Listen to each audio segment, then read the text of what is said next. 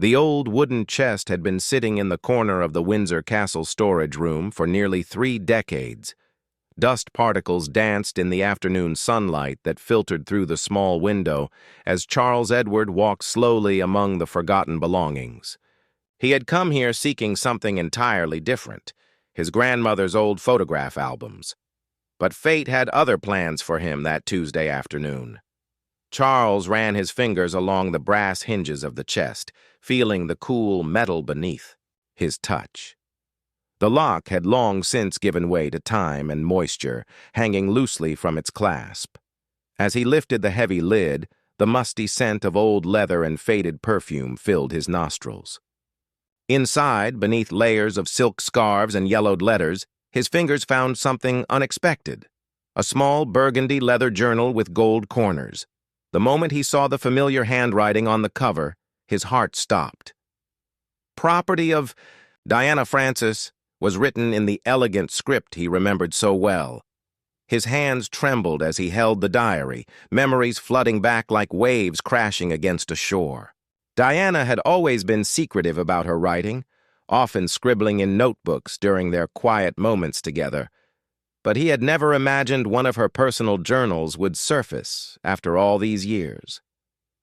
Charles looked around the empty storage room, ensuring he was completely alone. The castle staff rarely ventured into this forgotten space, and the thick stone walls would muffle any sound. With careful hands, he opened the diary to the first page. The date at the top made his breath catch. It was from the early days of their relationship, when everything seemed possible and the world believed in their fairy tale romance. "Today I met him again," the first entry began. "Charles doesn't know how his smile affects me, how it makes my stomach flutter like butterflies trying to escape. But there are things about him I'm beginning to notice, things that worry me late. At night when I can't sleep." Charles felt his mouth go dry as he continued reading.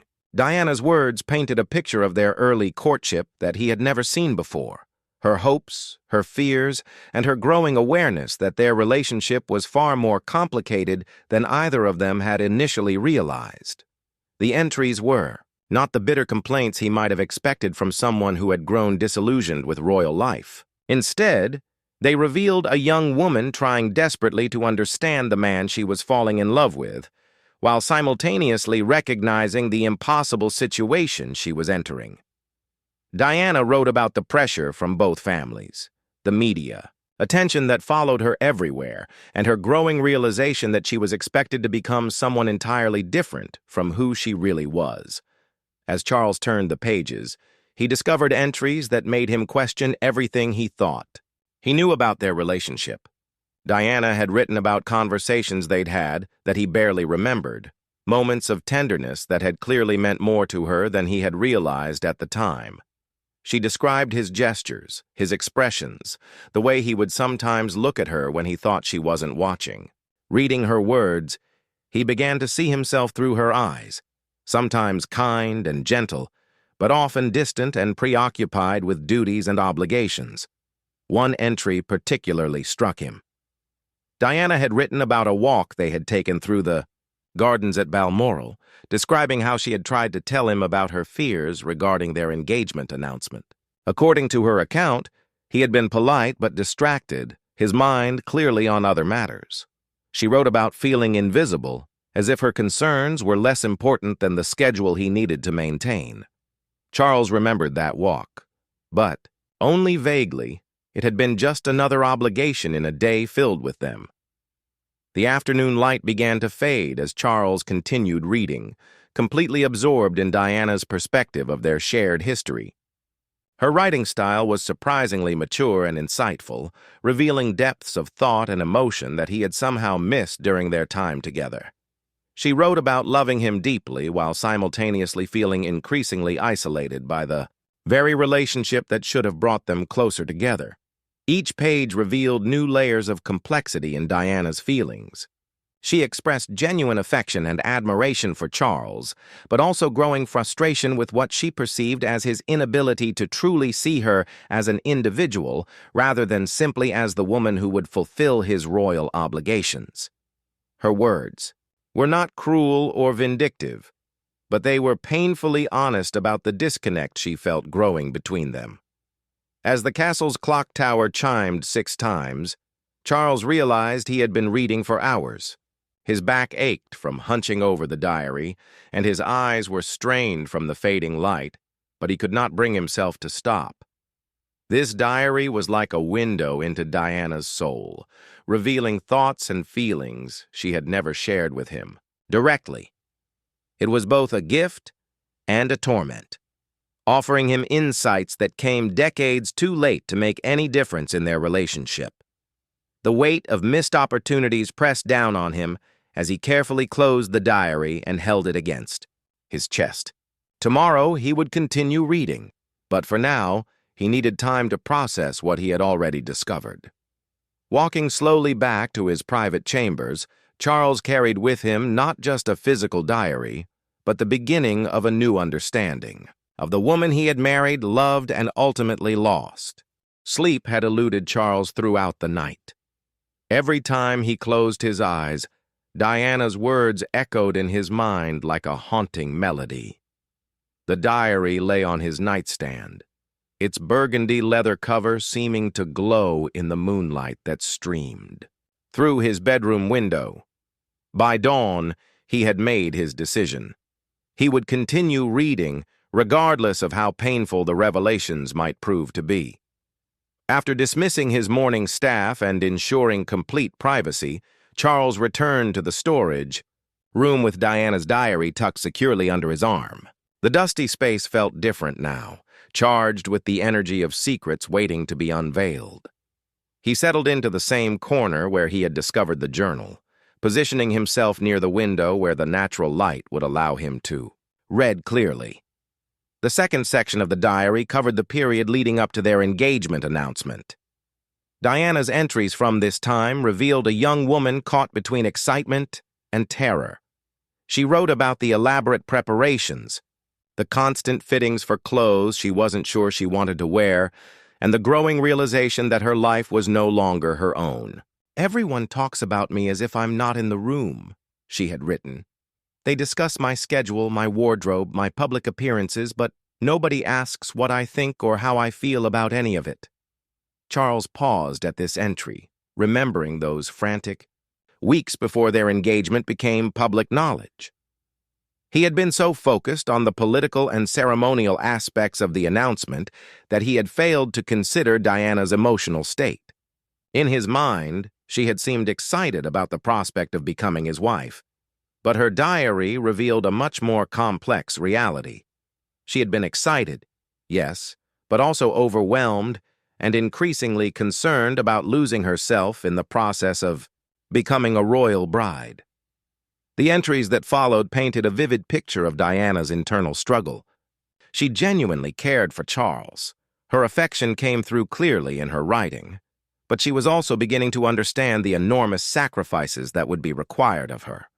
She wrote about missing her friends, feeling isolated from her family, and struggling to adapt to the rigid protocols that governed royal life. Most poignantly, she expressed growing concern that Charles saw her more as a suitable candidate for marriage than as the woman he truly loved.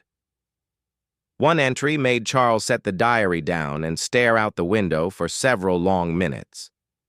Diana had written about a conversation they'd had during a private dinner where she had tried to express her fears about their upcoming wedding. According to her account, she had asked him if he truly loved her, not just the idea of her as his future wife. His response, as recorded in her diary, had been kind but evasive, something about duty and compatibility and the importance of their partnership for the monarchy. Reading her interpretation of that conversation, Charles realized how his carefully diplomatic answer must have sounded to a young woman desperately seeking reassurance and genuine emotional connection. "I know he cares for me," Diana had written after that dinner, "but sometimes I feel like he's already married to his responsibilities, his duty, his future role as king.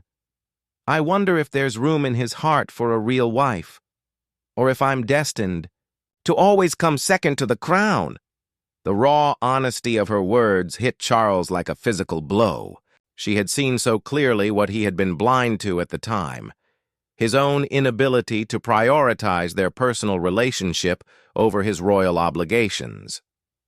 As he continued reading, Charles discovered that Diana had been far more perceptive about the challenges they would face than he had given her credit for. She wrote about the media pressure, the public scrutiny, and her fears about raising children in the spotlight.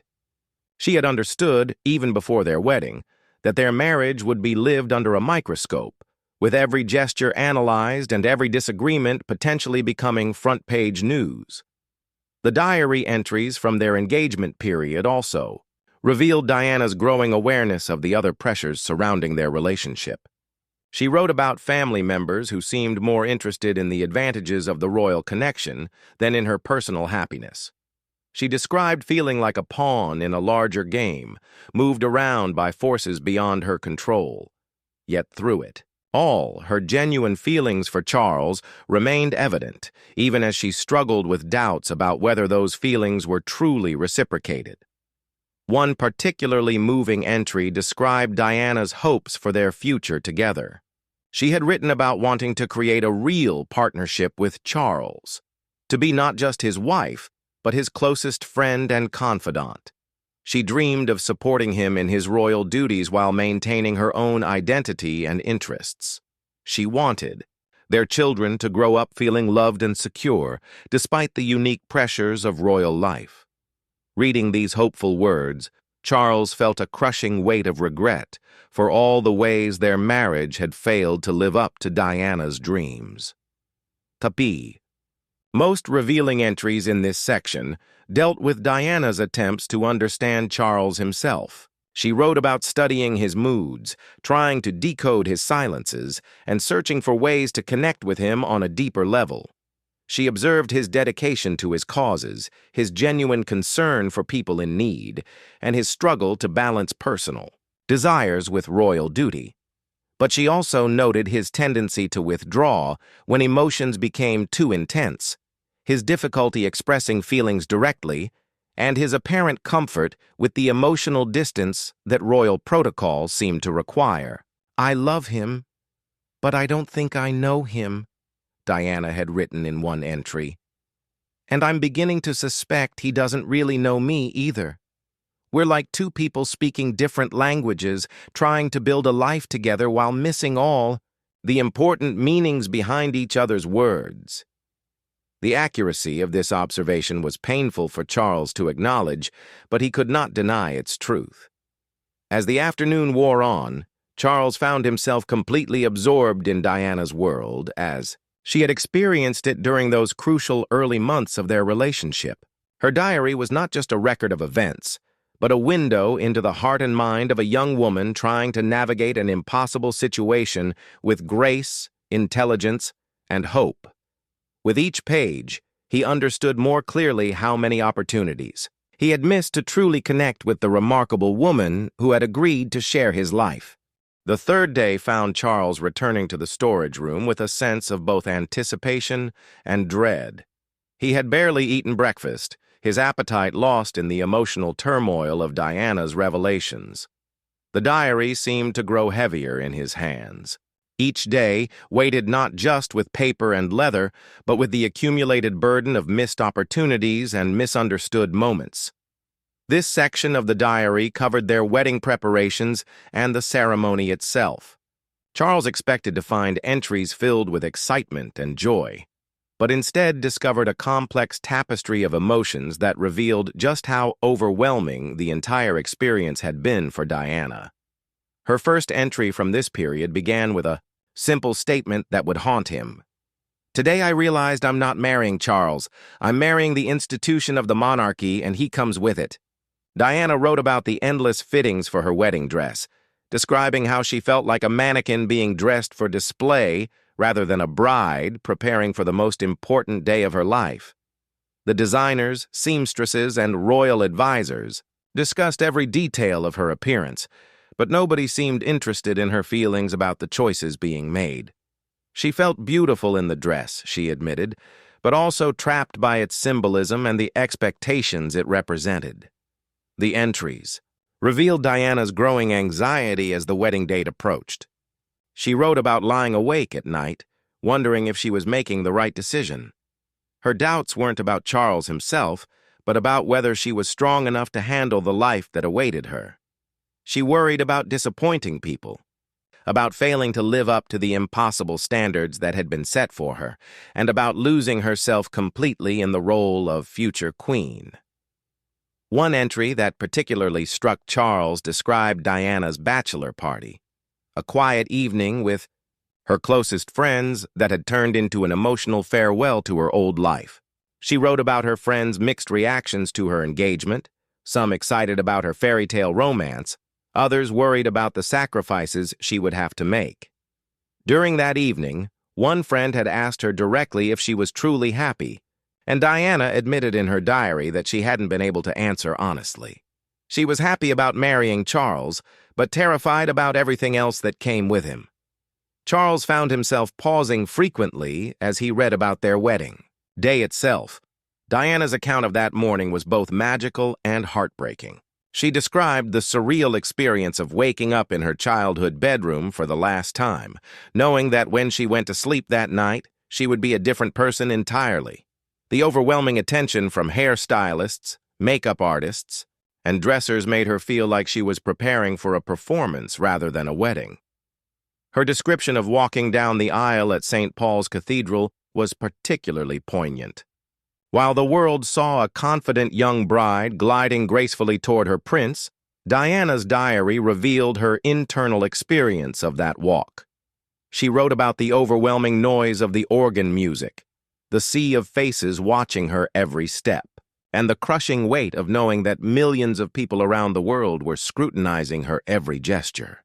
Most touchingly, she described the moment she saw Charles waiting for her at the altar.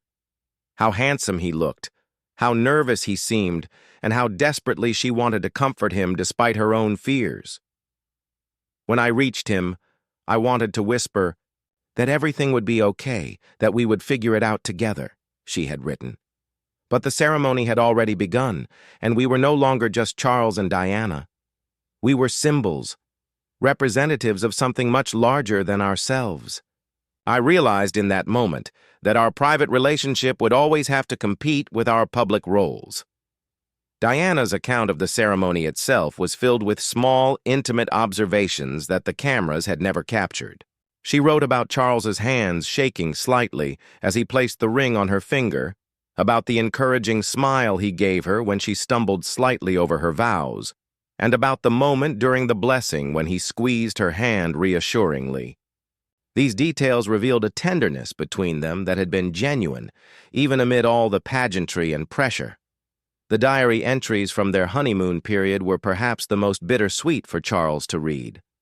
Diana wrote about their time together with a mixture of happiness and growing concern. She was clearly enjoying the opportunity to spend uninterrupted time with Charles, learning about his interests and sharing her own thoughts and dreams. She described long conversations about their hopes for their marriage, their future children, and the charitable work they might do together. But even during those happy moments, Diana was beginning to notice patterns that worried her. She wrote about Charles's tendency to retreat into work even during their supposed vacation time, his difficulty relaxing completely, and his apparent discomfort with extended emotional intimacy. She understood that these habits were ingrained after years of royal duty, but she wondered whether he would ever be able to truly let his guard down with her. One entry described a particularly meaningful conversation they'd had while walking on a beach during their honeymoon. Diana had asked Charles about his dreams, not his royal obligations or public goals, but his personal dreams for happiness and fulfillment. According to her account, he had struggled to answer the question, seeming almost confused by the concept of personal desires separate from duty. This conversation had marked a turning point in Diana's understanding of the man she had married. "I'm beginning to realize that Charles has spent so much of his life being what others needed him to be that he may have forgotten who he actually is underneath all those roles," she wrote. "How can we build a real marriage if one of us doesn't even know what makes him truly happy? And how can I help him find himself when I'm still trying to figure out who I'm supposed to become? The final entries in this section showed Diana's determination to make their marriage work despite her growing concerns. She wrote about her plans to support Charles in his royal duties while carving out space for their personal relationship. She was optimistic about their ability to create something meaningful together, but already aware that it would require more effort and understanding than she had initially anticipated. Reading Diana's hopes and fears from those early days of their marriage, Charles felt the full weight of how much they had both lost when their relationship eventually crumbled. Her diary revealed a woman who had been willing to fight for their love, if only she had known how to reach the man behind the royal facade.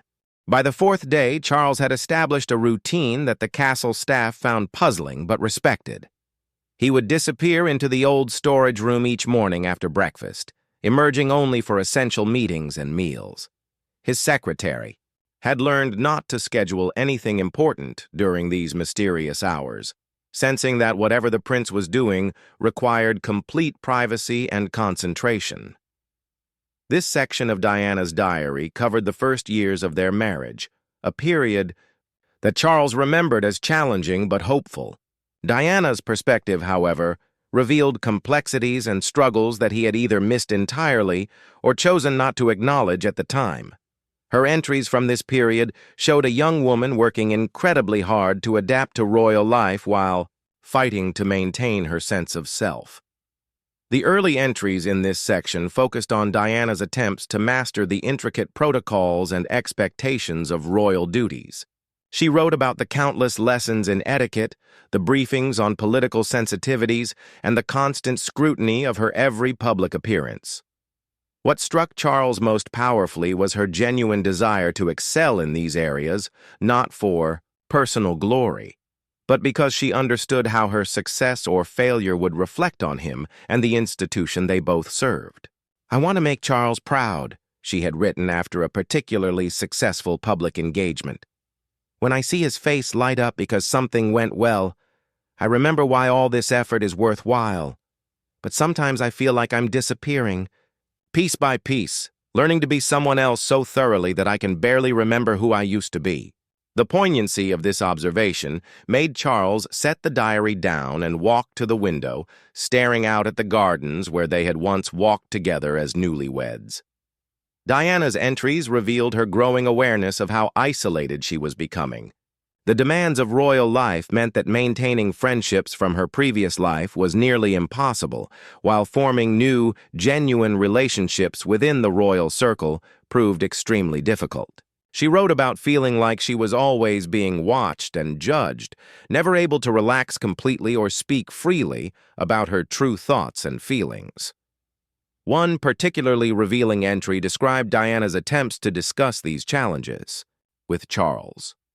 According to her account, she had tried multiple times to explain how isolated and overwhelmed she felt, hoping he could help her navigate the complex social dynamics of royal life.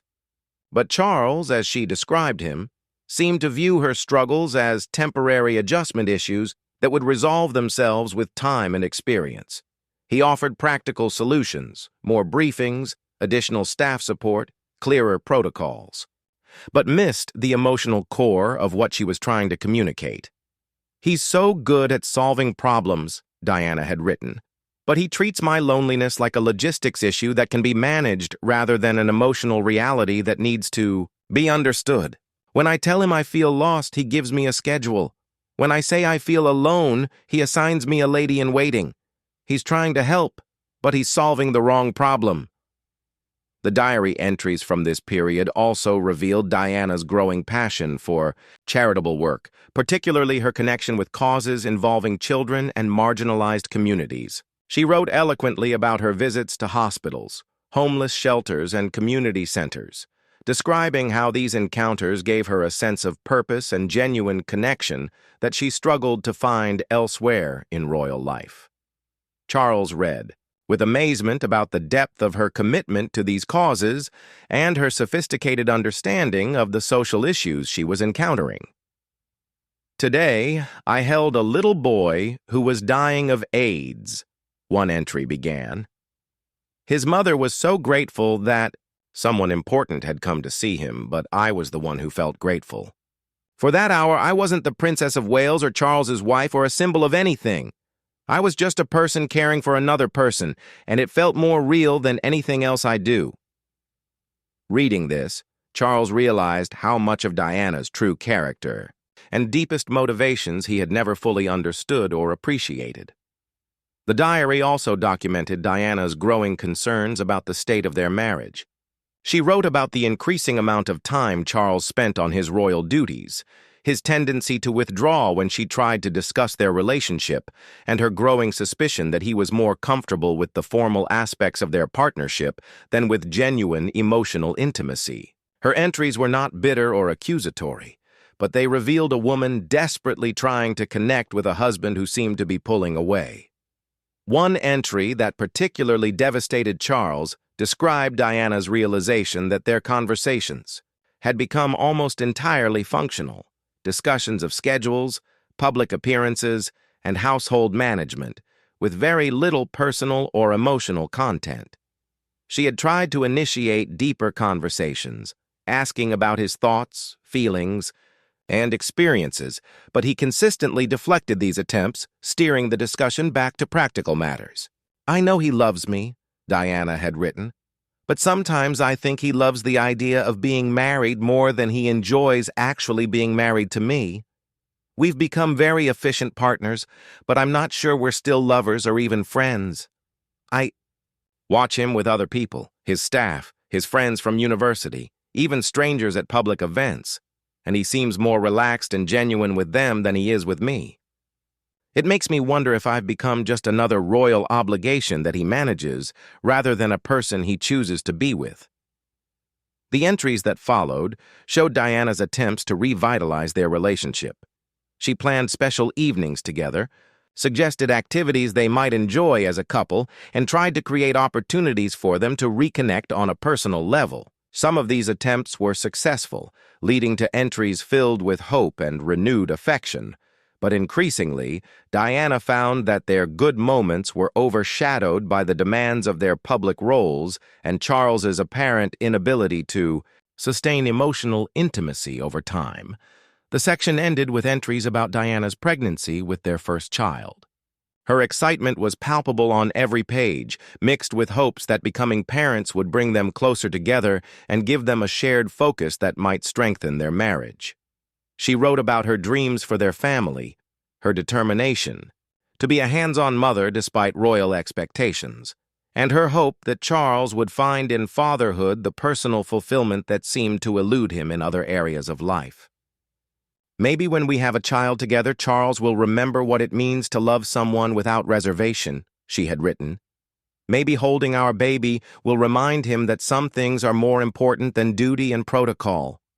I want our children to see their parents truly happy together, not just fulfilling their roles efficiently." Reading these hopeful words, Charles felt the crushing weight of knowing how much their reality had diverged from Diana's dreams. The fifth day brought with it a heavy rain that drummed against the storage room window, creating a somber soundtrack for Charles as he delved deeper into Diana's innermost thoughts. This section of the diary covered the period surrounding the birth of their children and the years that followed. Years that Charles had remembered as some of their happiest, but which Diana's words would reveal in an entirely different light.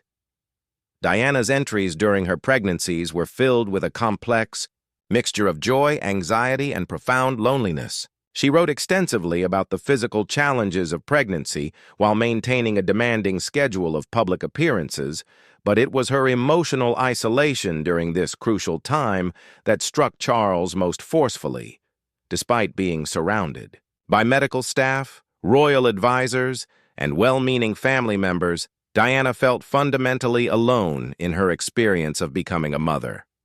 "Everyone has opinions about how I should handle this pregnancy, what I should eat, how much I should rest, which doctors I should see," she had written during her first trimester. "But when I try to share my actual feelings, My fears about childbirth, my excitement about meeting our baby, my worries about being a good mother, people seem uncomfortable, as if my emotions are inappropriate or inconvenient. Even Charles seems to view my pregnancy as a project to be managed rather than an experience we're sharing together. The diary revealed Diana's growing frustration with Charles's approach to impending fatherhood. While she craved emotional connection and shared anticipation, he appeared to focus primarily on practical preparations and official arrangements. She wrote about lying awake at night, feeling the baby move inside her, desperately wanting to share these magical moments with her husband, only to find him already asleep or absorbed in official papers, even during their most private times together. One entry that particularly moved Charles described Diana's labor and delivery. Her account of those intense hours revealed not just the physical challenges of childbirth, but her profound disappointment in Charles's emotional absence during what should have been one of their most intimate and bonding experiences. While he was physically present, she felt that he was mentally and emotionally detached, treating the birth more like a ceremonial event than a personal milestone. When William was born and they placed him in my arms, I felt such overwhelming love that I started crying, Diana had written. I looked at Charles, expecting to see the same wonder and emotion I was feeling, but he seemed more focused on ensuring all the protocols were being followed correctly. Even in that perfect moment, I felt like I was experiencing it alone.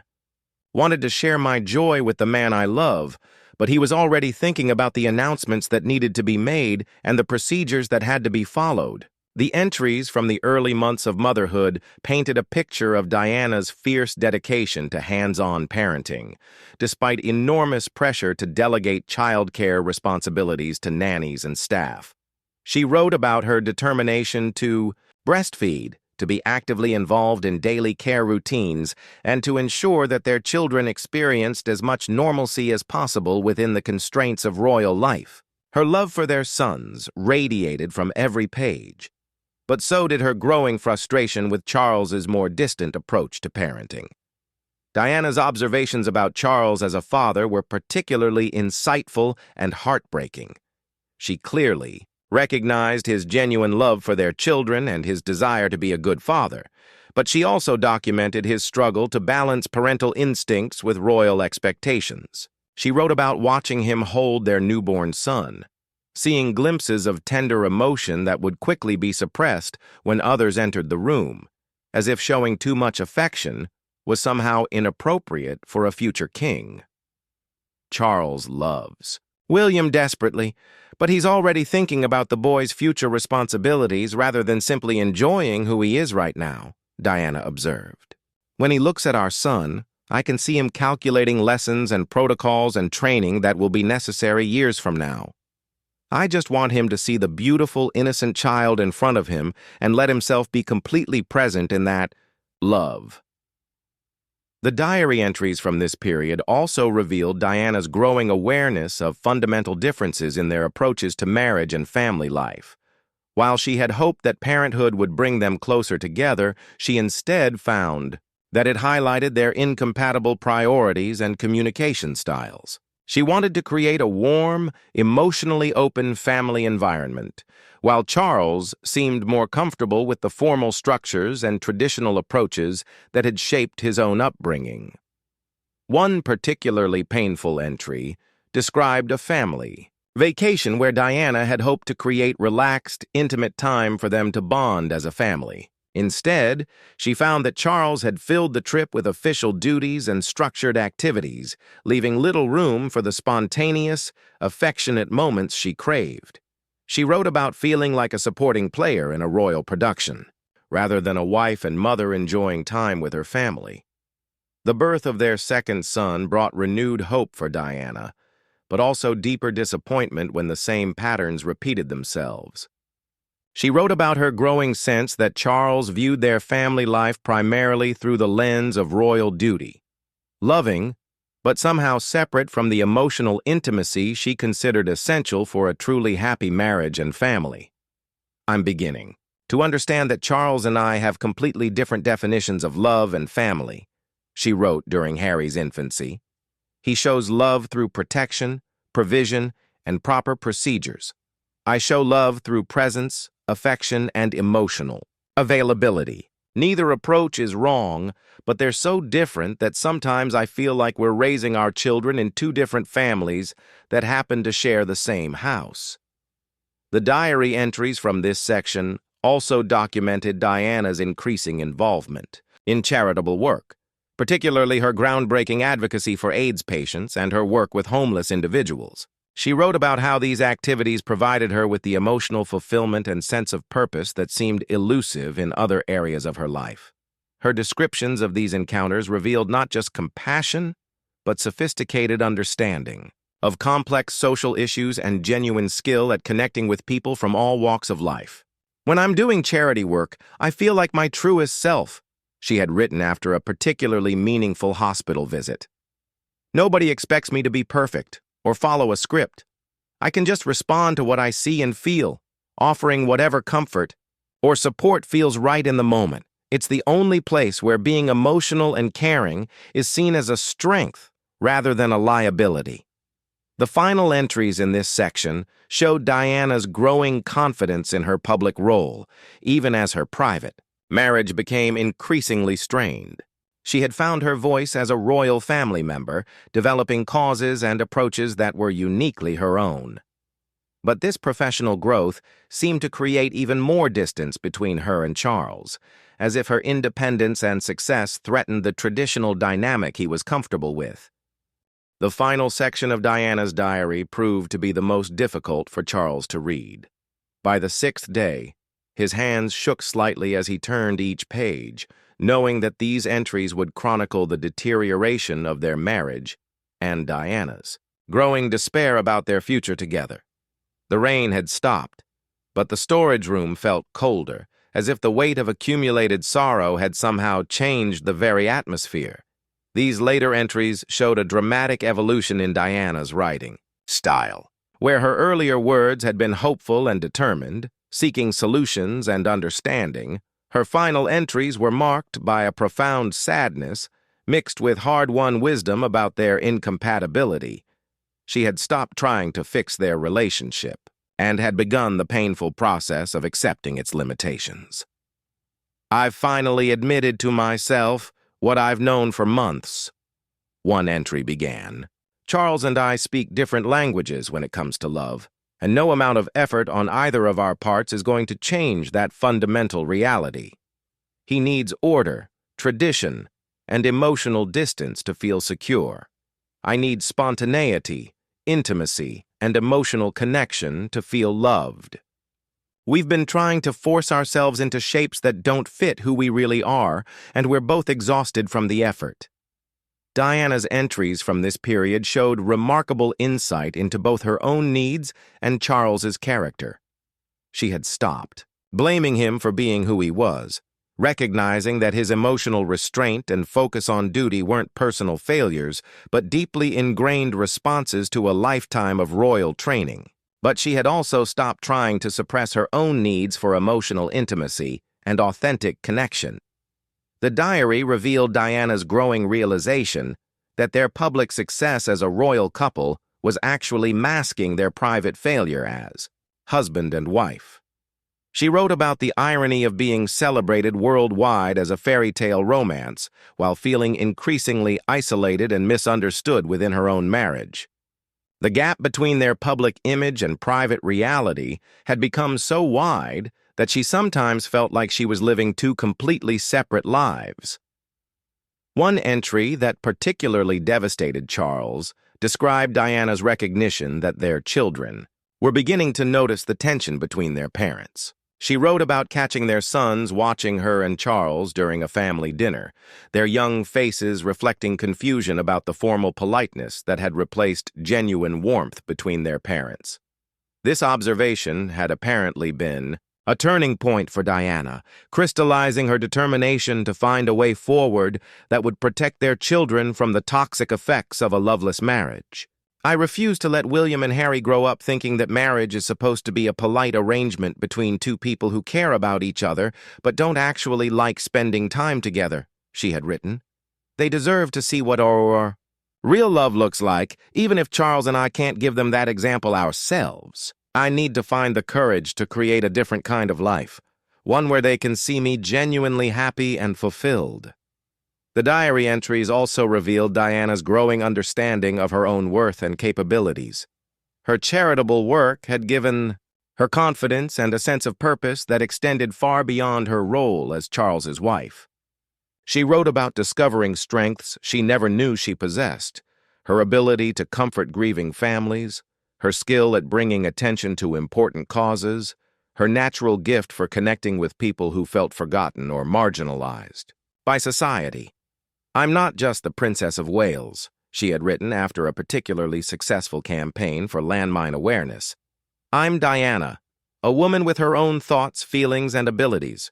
For too long, I've allowed my identity to be completely defined by my relationship to Charles and my role in the royal family. But I'm capable of so much more than being someone's wife and someone's mother, important as those roles are to me." The final entries in the diary were perhaps the most heartbreaking, as they showed Diana's attempts to find peace with the reality of their situation. She had stopped fighting for a marriage that couldn't give her what she needed, but she had also found ways to create meaning and fulfillment in other areas of her life. Her love for Charles remained evident in her writing, but it had transformed from desperate hope into sad acceptance. "I still love him," she wrote in one of her last entries. "I probably always will. But I've learned that loving someone doesn't mean you're meant to spend your life with them. Charles is a good man trying to do an impossible job, and I'm a woman. Who needs more emotional connection than he's capable of providing? Neither of us is wrong, but we're wrong for each other in ways that can't be fixed through effort or goodwill alone." Diana's final entries also revealed her thoughts about the future, both for herself and for their children. She had developed a vision of how she might continue her charitable work while creating a more authentic life for herself. She wrote about wanting to show William and Harry that it was possible to find happiness and purpose even when life didn't follow the expected script. "I want our boys to understand that sometimes the most loving thing you can do is to admit when something isn't working and find the courage to create something better," she had written. "I don't want them to stay trapped in situations that make them miserable just because it's what's expected of them. I want them to believe that they deserve to be truly happy, not just dutiful." The very last entry in the diary was dated just weeks before Diana's death. It was shorter than most of her other entries, but its message was clear and powerful. She wrote about feeling more at peace with herself than she had in years, despite the challenges and uncertainties that lay ahead. She had found ways to be genuinely helpful to causes she cared about. She was building authentic relationships with people who valued her for who she truly was, and she was creating a life that felt honest and meaningful. "For the first time in years, I'm excited about the future," her final words read. "I don't know exactly what it will look like, but I know it will be mine. I'm ready to be happy, really happy, not just appropriately content.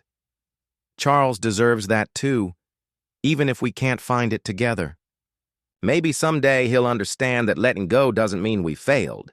It means we finally learned to love ourselves enough to seek what we actually need." As Charles closed the diary and sat in the gathering dusk of the storage room, he felt overwhelmed by the magnitude of what he had lost.